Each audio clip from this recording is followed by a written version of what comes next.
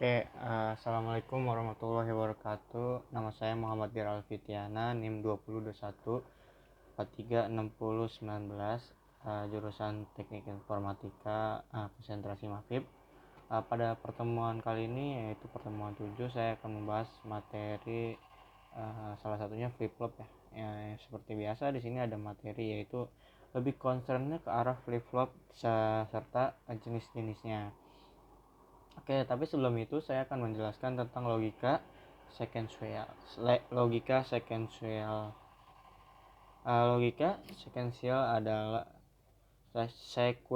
adalah jenis sirkuit logika yang outputnya tidak hanya bergantung pada nilai sekarang dari sinyal inputnya, tetapi pada urutan input masa lalu, sejarah input juga.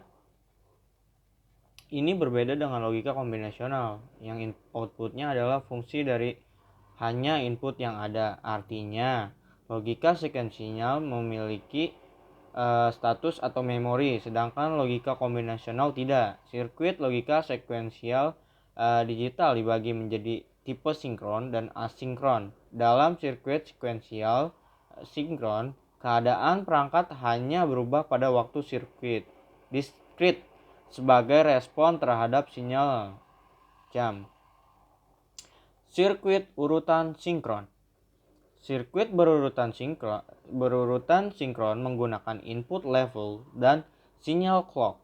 Karena input sirkuit memiliki batasan untuk progresi sirkuit dan lebar pulsa untuk menghasilkan output. Durasi pulsa output seperti pulsa clock dari sirkuit clock gitu. Jadi baru nih mulai masuk ke flip-flop dan jenis-jenisnya. Yang pertama jenis-jenisnya itu ada JK flip-flop. Kelebihan JK flip-flop adalah tidak adanya kondisi terlarang atau yang berarti diberi berapapun inputannya asalkan terdapat clock. Maka akan terjadi perubahan pada keluarnya output. Berikut adalah simbol dan tabel kebenaran dari JK flip-flop. Selanjutnya yang kedua ada JK flip-flop. Ada D flip-flop. D flip-flop merupakan salah satu jenis flip-flop yang dibangun dengan menggunakan flip-flop RS. Perbedaan dengan flip-flop RS terletak pada inputan R. Pada D flip-flop, inputan R terlebih dahulu diberi gerbang NOT. Maka setiap masukan ke D, FF ini akan memberi keadaan yang berbeda pada input RS. Dengan demikian, hanya terdapat dua keadaan, set dan reset. S sama dengan 0 dan R sama dengan 1, atau S sama dengan 1 dan R sama dengan 0. Begitu. Terus selanjutnya ada yang ketiga itu T flip-flop. T flip-flop merupakan rangkaian flip-flop yang telah dibuat dengan menggunakan flip-flop JK yang kedua inputnya dihubungkan menjadi satu, maka akan diperoleh flip-flop yang memiliki watak membalik gitu. Output sebelumnya jika inputannya tinggi dan outputnya akan tetap jika inputannya rendah. Nah, yang keempat sekaligus yang terakhir itu ada RS flip-flop. RS ini adalah dasar dari semua flip-flop yang memiliki dua gerbang inputan atau memasukkan, yaitu R dan S. R artinya reset dan S artinya set.